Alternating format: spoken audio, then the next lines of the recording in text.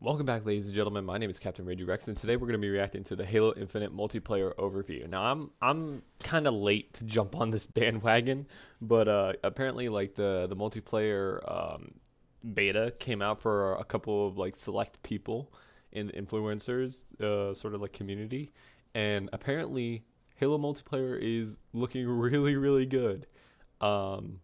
I've heard a lot of good things about it, and I mean, this game has been hyped up to the infinite level, and I'm excited to see what Bungie, or not Bungie, sorry, I'm stuck in the dark ages, but 343 has to offer. But so let's sit back, relax, and check this out. Yes, on Xbox and PC now, so I'm gonna be able to play it on PC. So yeah, you can be sure that I'm gonna play this game for y'all.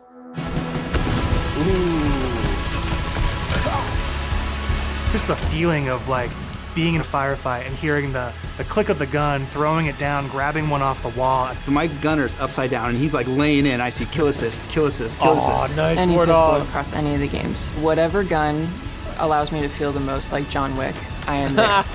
Remember how excited I was with like this. Like the pistol apparently is not the Magnum from the OG games, so I mean that's kind of disappointing. Combat with vehicles going all over the place.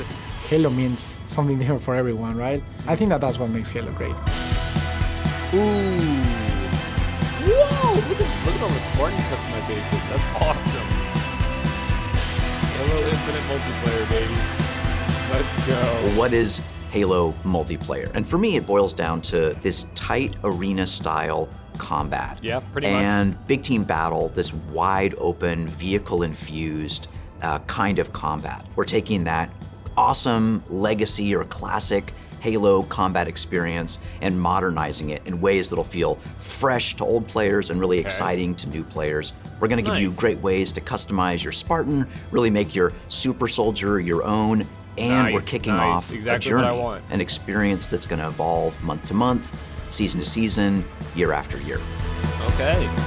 Modern For me, working through this multiplayer of this game, and the toughest challenge I think was really about how do we respect the legacy of what came before us, but still build something that feels new. Yeah, I feel like that's something that like most sequel games really need to improve on. Like, they really need to know where they come from, because like the original game, like I know I've seen a ton of games like that are original games that have like really impacted a lot of people and shaped the way that they play the game. But then like in the sequel to this game, like the devs like completely change their tune and create something completely different, and people don't like it.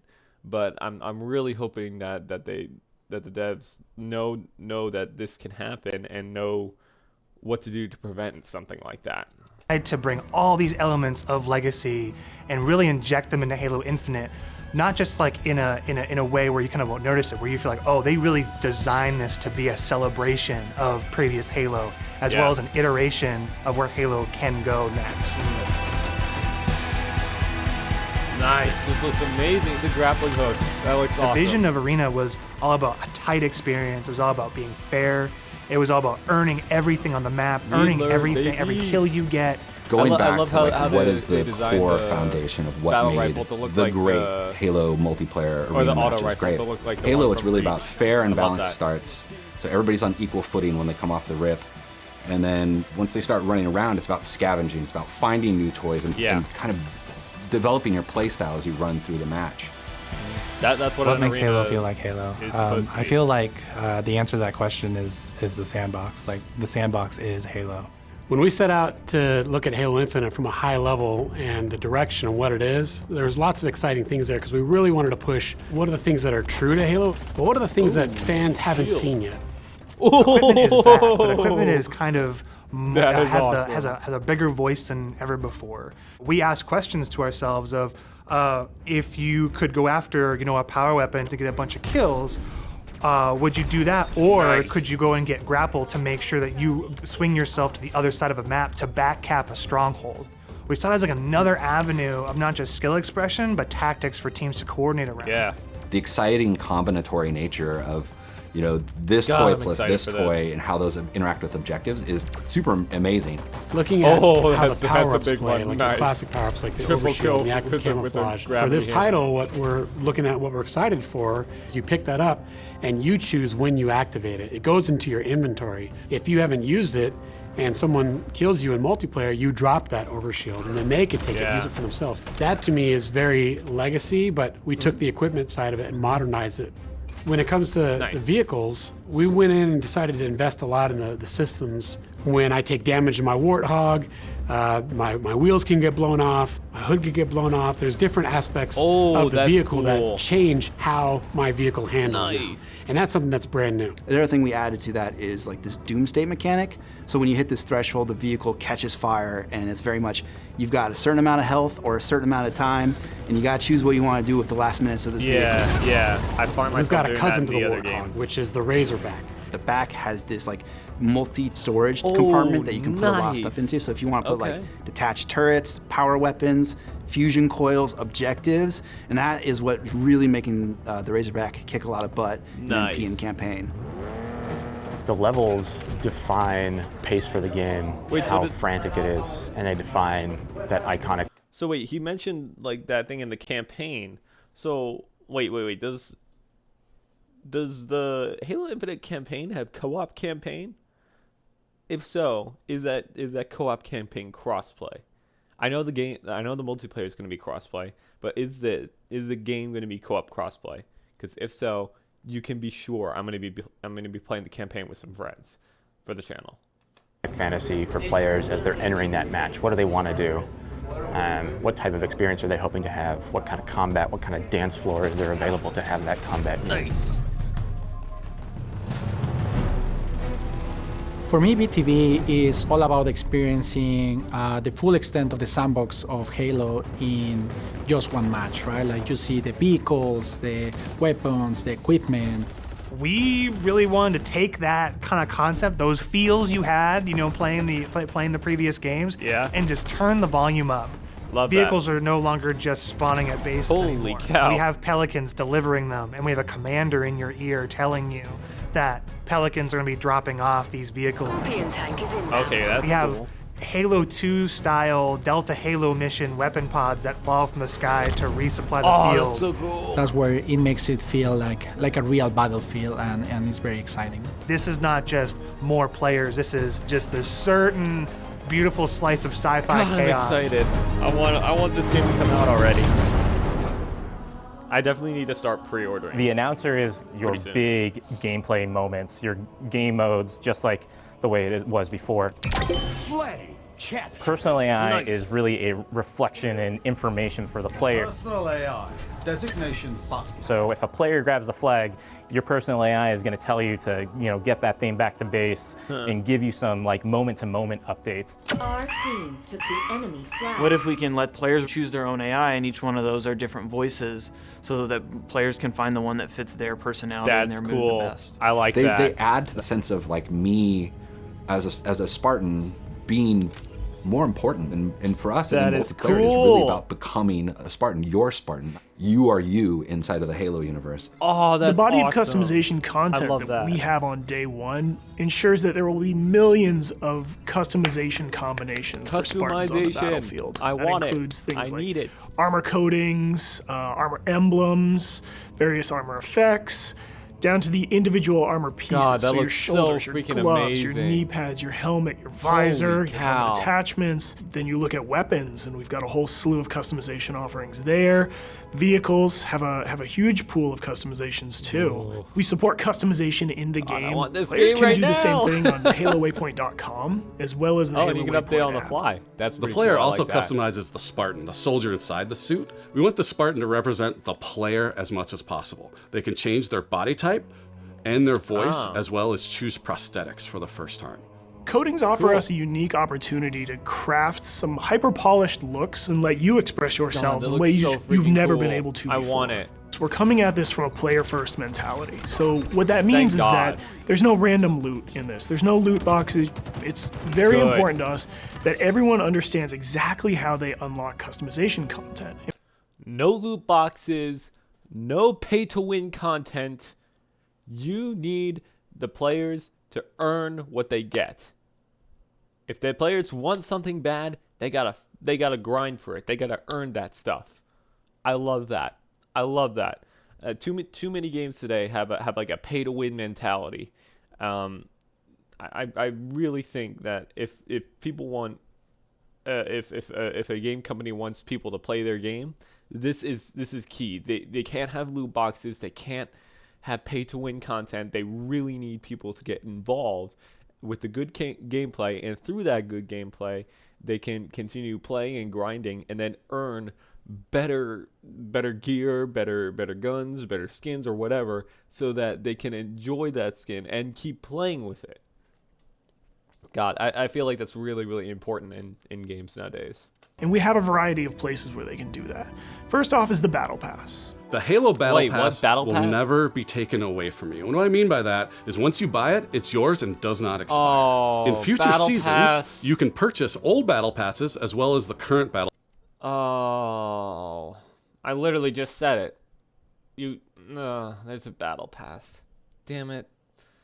That makes me disappointed. Pass and choose which Battle Pass to put your progression towards. All of these rewards are single source, I don't like Battle you're never Passes going to be confused about where things come from. If you can unlock something in the Battle Pass, we're not going to let any other players circumvent that by purchasing it out of the storefront. A lot of our stuff is unlocked through playing the game and only through playing the game. Okay, well all customization is just. That makes me a bit happier. I mean, I guess a Battle Pass is okay, but as long as like you can only win stuff through earning it and not through purchasing it, I guess I'm okay with that. It's cosmetic.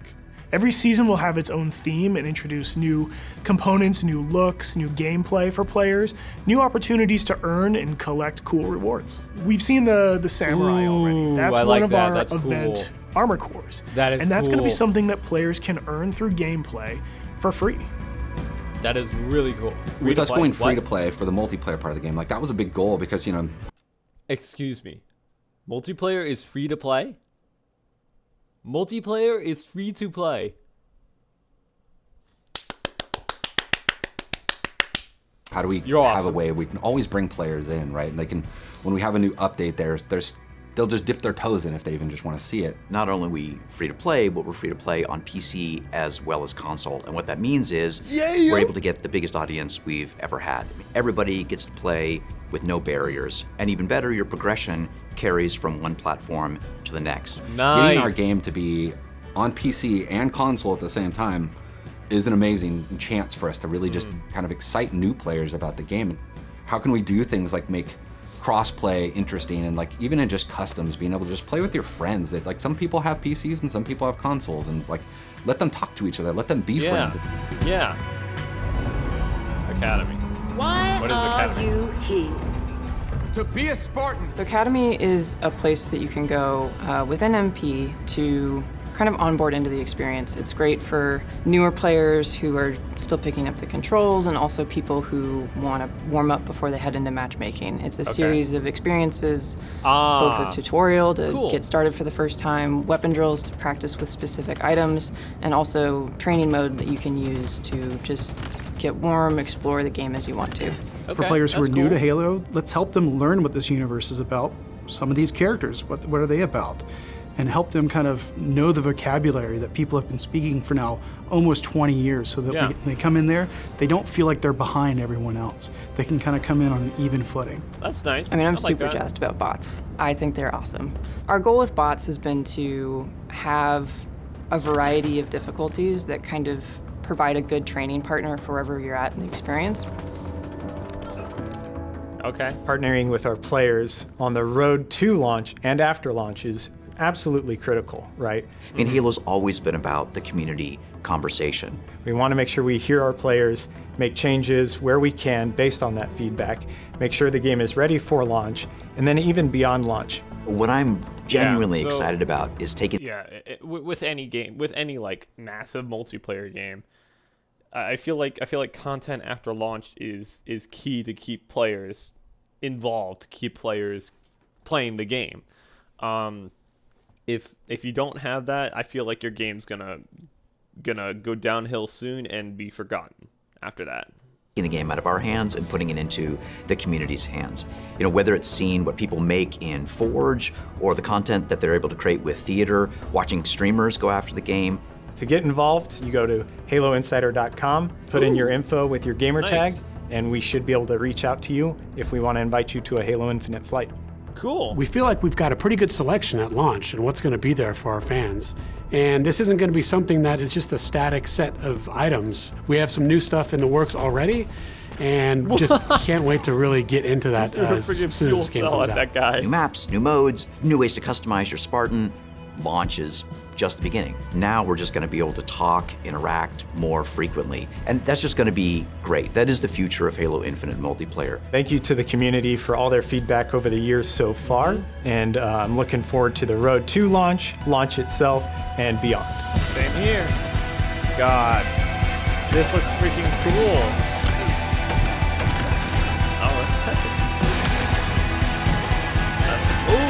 Was that what's it called? What's the game over the skull called? I forget what it's called. It's been a while since I played multiplayer. Free to play, baby. And we got the campaign coming soon too.